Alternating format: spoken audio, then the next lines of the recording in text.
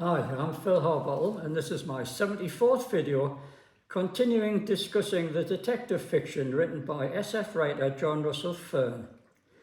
By 1949, outside of the Toronto Star Weekly, Fearn was selling westerns and detective novels for Muir Watson and Paget publications. His two detective novels for Muir Watson and Paget publications were Murder's a Must, under his own full name, and Account Settled, this one under truncated John Russell. And here we see the rare first edition of Murder's a Must, very collectible with its splendid Rainer Sinkton cover. Now, when I had Murder's a Must reprinted more than 50 years later by Wildside and Linford Mystery, I changed the title to the more appropriate The Two Murders. My blurb read, "After a tempestuous struggle, the visitor tossed a pillow aside. Life had ceased. The killer turned Vera over on her face and ripped the satin jacket of her pajamas. Upon her back was a tattooed name, Mary. Dispassionately, the intruder wrote the name down, returned to the window and disappeared. Mary, Ian, Lil, three rather ordinary names, but when they were each found tattooed on the backs of three murder victims, they are stepping stones on a murder trail that baffles Scotland Yard." Account Settled, with its striking Oliver Brabant's cover, is an incredibly rare book. I had it reprinted under Fearn's own name by Wildside with a repurposed Ron Turner cover and in the Linford Mystery Library. It was a fascinating, fast-moving hybrid science fiction and detective thriller that kept the reader guessing. It was inspired in part by Fearn's SF novella The Last Secret Weapon, which had appeared in the April 1941 issue of the pulp magazine, the American pulp magazine, Marvel Stories. There it is.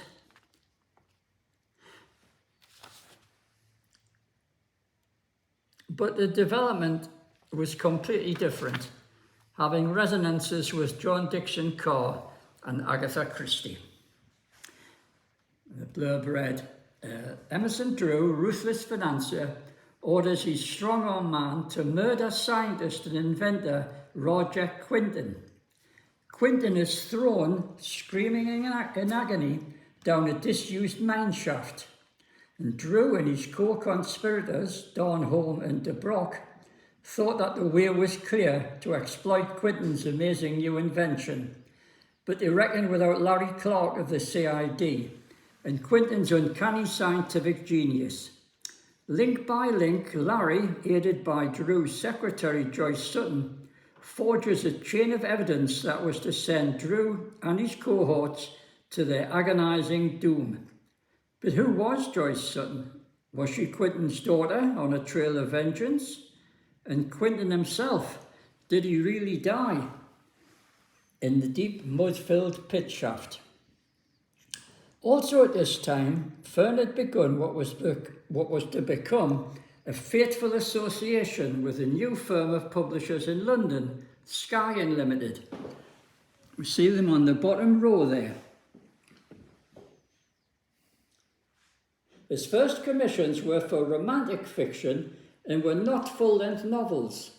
They were novelettes, which Skyen published under two feminine pseudonyms, June Carroll and Vivian Kahn.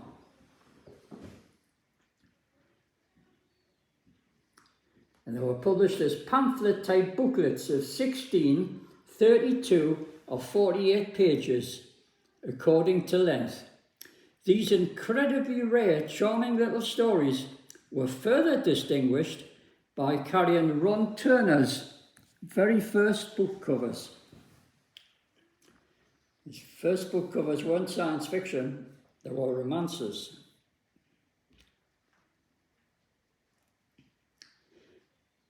But by 1950, Skyen had diversified into full-length novels, and Fearn was commissioned to write 40,000-word westerns.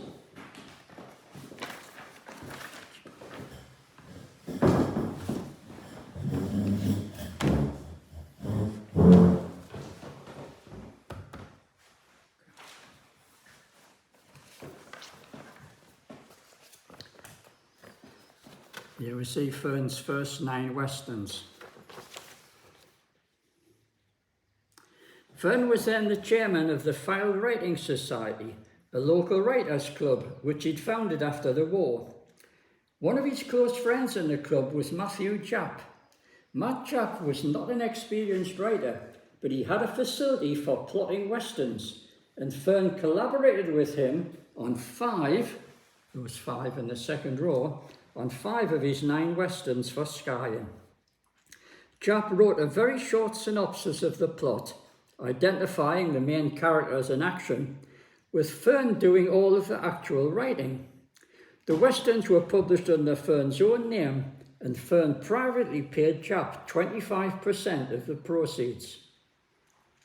In the 1970s, during my frequent visits to Blackpool as Mrs. Fearn's literary representative, I actively pursued my researches into Fearn's life and work by seeking out any of his surviving writer friends. I met Matt and his wife Nini, who became a mine of valuable information, as they had kept quite a number of Fearn's letters and papers during the period they were members of the Writers' Club, and its later manifestation as a cine club. In May 1950, Fearn sent Matt a postcard asking him to hold off doing any more western synopses until the autumn because, quote, Skyen seemed to be plunging into a science fiction streak, and now they also want blood-curdling horror yarns. But in the event, Skyen decided to concentrate on the science fiction, and the idea of a horror detective line was dropped. Fearn signed an exclusive science fiction contract with Skyen, and the famous Vargo Staten series was born. These have been fully discussed in my earlier videos. 10 years passed, 1950 to 1960. In September 1960, Fearn died from a sudden heart attack and was survived by his wife Carrie, whom he'd married in 1956. His study, containing his papers and manuscript, was left intact by his grieving widow, who, after completing the typing of his last novel from his finished draft and submitting it to the Toronto Star Weekly, became so affected with emotion that she couldn't bear to go inside the room again because of the poignant memories it evoked. So it had remained closed for 10 years. Another 10 years passed before I met Mrs. Fearn at her home in Princeway, Blackpool, and she appointed me as her literary agent. I worked hard to return Fearn to print, but this was a struggle because I was then working full-time in local government, so my agenting was only in my very limited spare time. But I did have some success, especially in European translations. Jump forward to January 1982. I received a disturbing letter from Tyneside author Norman Lazenby. Norman had corresponded with Fearn during the war and afterwards until 1953, during which period his own career, mentored by Fearn, had paralleled his own career to a remarkable degree. Norman now lived in St Anne's, just outside of Blackpool. He informed me of the recent death of Mrs. Fearn in hospital following a long illness. He enclosed a cutting from the In Memoriam section of his local paper, the Blackpool Gazette, which had fortunately been spotted by his wife, Cathy. I should imagine a lot of bits and pieces of Fearn's literary life are already being discarded at Princeway and thrown in various dustbins. A pity, he wrote. but perhaps someone has already written you. In fact, no one had written, and within seconds of reading the letter, I realised that urgent action was needed to prevent Norman's sombre reflections from becoming reality. The newspaper cutting gave the telephone number of the funeral director, which I quickly rang. He in turn gave me the telephone number of the executor, Harry Masterman. Seconds later, I was through to a surprised Harry, who told me he'd literally been going out of the door when I rang. Only a second or two later, and I would have missed him entirely, with disastrous consequences. He told me that he'd actually been setting out on his way to supervise the council workmen who were to be engaged in the removal of ruined household effects at Mrs. Fearn's home. Whilst Carrie had been terminally ill in hospital, the house water tank had burst. The words council workmen and removal sent a chill up my spine. Desperately, I implored him to cancel this until the following afternoon, to give me time to travel to Blackpool to salvage Fearn's books and any papers and manuscripts there might be. Fortunately, my name was known to the executor. I'd been named as a beneficiary in Carrie's will. She'd bequeathed me the Fearn copyrights, and her dilatory solicitor had been due to contact me in due course, but had failed to do so. To my intense relief, he agreed to postpone the workmen's depredations until after my arrival. However, I would have to get there no later than 11 a.m. the next morning. I promised him that I would and rang off. Easier said than done. Lacking my own transport, I turned for help to my best friend at work, Kevin Lee, who had only recently passed his driving test. Kevin didn't have a car, so I paid for a hired car in which he drove me to Blackpool, both of us taking a day's leave from work. Getting there for 11 a.m. meant driving at top speed and setting out at 7:30 a.m. During the journey, I dazedly ruminated that had Norman's wife not happened to glance at the in memoriam section of a local paper, and had her husband not written promptly to me the same day, I would never have found out about Mrs. Fearn's death until it was much too late. And as I hesitated even momentarily after reading his letter and telephoned the executor just a few seconds later, he would have closed his front door and not heard the telephone ringing. Predestination? Otherworldly intervention? Fearn could have written a wonderful fantasy about it.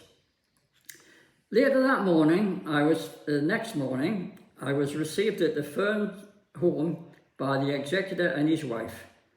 I learned that his wife, Ethel, had been an old friend of Mrs. Fearn's, had in fact been a lodger in her home prior to her own marriage. Mrs. Fearn had bequeathed her the house and its contents in a will, written prior to her having met me, but my bequest had been added as a codicil in 1972 as a special gift following the birth of my daughter, something I had not known at the time.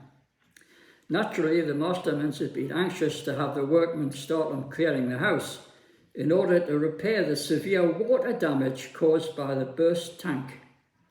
I thanked them profusely for their cooperation in delaying this work. Now, Fearn's own personal bookcase, containing signed copies of most of his books, had been situated in the small downstairs living room, which had been flooded by the burst water tank in the bathroom above. Now we see that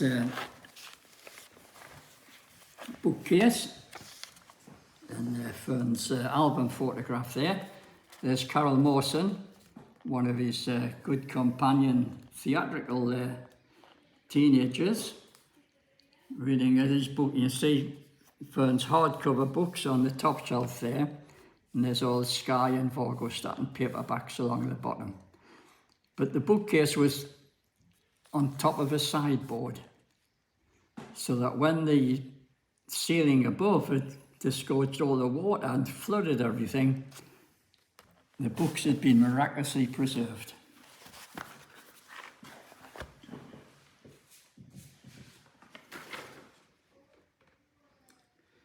The books were untouched, although the furniture had been ruined. I was then shown to Fearn's upstairs study. Situated on the same floor as the bathroom and some distance along the corridor, this room was also untouched by the flood. Tingling with expectancy, tempered with deferential awe, I entered the room and stopped dead. The room was a positive Aladdin's cave of manuscripts, plays, letters and canisters, all containing Fearn's legendary self-made films. Many exciting literary discoveries were made, with several unpublished novels neatly bound in manila folders. On the floor were numerous tied black plastic sacks. I made to open them, but I was told not to bother. We've already packed them right to throw out, I was told. They're only old letterheads and leaflets from Mrs. Fearn's first husband's firm, Billy Worth's holiday tours.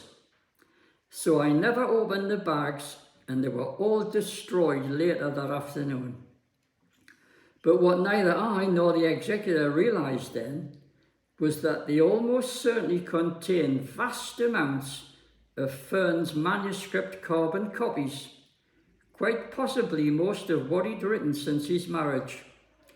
To save paper for his carbon copies, he'd used the backs of the now disbanded holiday firms' leaflets and posters.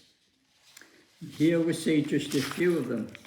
And as you can see on the back there was a carbon copy for whatever Fearn was working on. This one, if you can just make it out, is Bury the Hatchet, which was the script of a television play.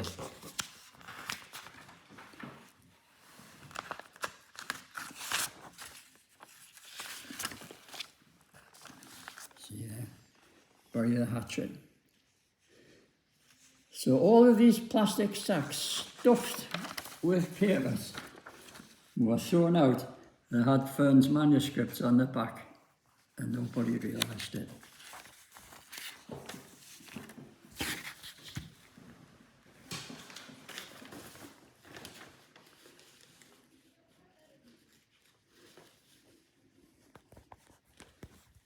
Heaven only knows what was lost.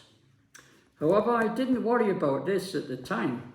I was too elated with the large amount of original manuscripts that had been saved. My elation at these discoveries was tempered with a great sadness. Her devotion to her husband's memory had deprived Mrs. Fearn of the considerable sums I might have garnered for her back in 1970 for the many new manuscripts I found. And there were many other kinds of saleable manuscripts which I would have been able to agent for her during the 12 years I'd represented her. But money had played no part in her thoughts and memories of a beloved husband cruelly taken from her after less than 4 years of marriage. There was so much stuff that I was only able to take a small part of it back with me, even after loading the boot and back seat of the car, where Kevin was patiently waiting. A telephone call to Norman Lazenby at nearby St Anne's saved the situation. He kindly agreed to call round in his own car and collect the rest of the material and store it at his own home for collection by me at a later date.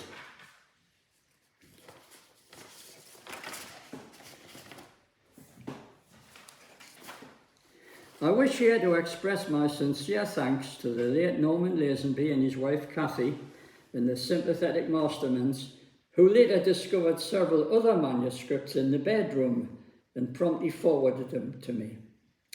And not forgetting my old friend Kevin Lee, without whose driving I could never have arrived in time to prevent the destruction of Fearn's papers. Between us, we saved a valuable literary heritage from destruction. How it happened can best be described by the title of one of Fearn's thrilling wonder stories, The Multillionth Chance. Amongst the many exciting literary discoveries was the typescript of the unpublished novel No Grave Need I, which I was then able to tie in with Matt's 1950 postcard. After sending Sky and science fiction manuscripts, Fearn must also, at their request, have subsequently written a new 40,000-word horror detective novel, No Grave Need I, only for Sky to return his typescript as they decided not to proceed with this idea. They launched a series of American-style gangster novels instead. The manuscript was put away in a drawer and apparently forgotten. The title page of his typescript still carried Skyen's name, indicating that the manuscript had not been tried on any other market because the terms of his new Skyen contract prevented him from placing it elsewhere. Similar in some ways to Fearn's group of short stories in the US pulp thrilling mystery in the 1930s, this novel is yet unique, combining elements of supernatural terror and the scientific detective thriller at which Fearn was adept. So, in January 1984, following my acquisition of an electric typewriter, I myself published a limited edition chapbook, which we see here, which I illustrated. You see my signature at the bottom right corner.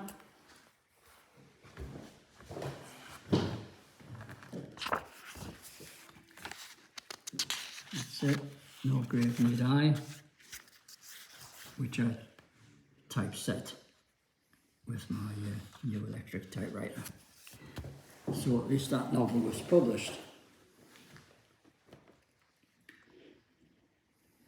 But following my retirement, I became a full-time literary agent, and so I would eventually sell this book many years later to the established publishers Linford Mystery and Wildside in the United States. And we'll see those editions there. The cover for the Wildside edition was by Sam Peffer and was an original painting by Peff, which I bought from the artist especially for this edition. My blurb read, "The villages of Little Paling were assailed by two gruesome murders. The bodies of a farmer and a local builder had been discovered, almost drained of blood. In both cases, the men had deep wounds at either side of their necks, centering exactly on the jugular vein.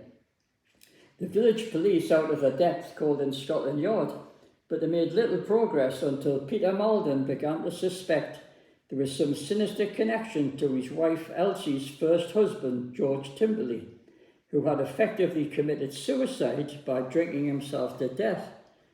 Then Elsie herself died in strange circumstances and was buried. And on later exhumation, her coffin, like George Timberley's, was found to be empty.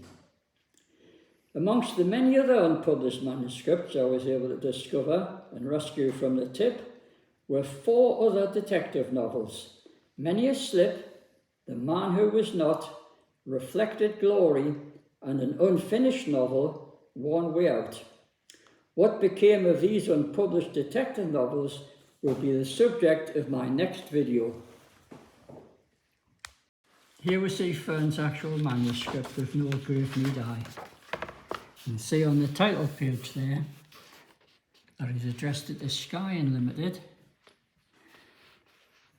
And because of the terms of his Vargo Stanton contract, he wasn't able to submit it anywhere else.